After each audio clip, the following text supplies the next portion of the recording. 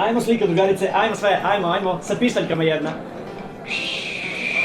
Odlična. Samo još da dodam pesmu za story. Ovu niko nije stavio do sad. Ide, tagovat ću vas. Ćemo do Vračara na kafu, tu ima jedan dobar kafić, a? Ua!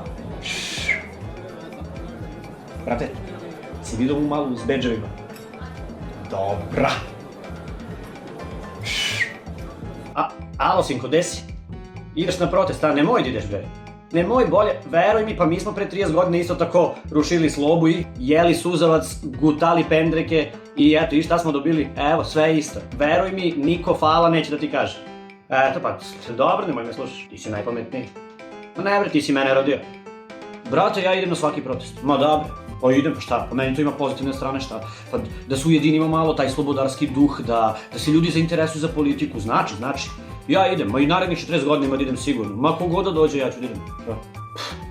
Brate, kako dobri ovi snimci sa Slavije, znači sve bih podelio na story, A ne mogu ovaj novi posao mi završili ovi stranke, jebi ga.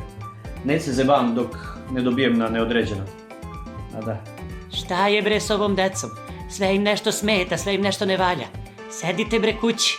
Evo ja, sedim već 40 godina, jel mi fali nešto? Ne znate vi šta je muka. Samo da nije rata. Brate, ne može više ovako. Dokle bre više da šetamo? Noge mi oteklo od šetanja, bre. Mora nešto konkretno da se uradi. Ma ne interesuje me, bre, ja idem. Ja ostajem, nas 15 će ostanemo na kraj. Će dobijemo preko, koji svaki put. Svakako će mi kažu da sam ubačen element. Boli me.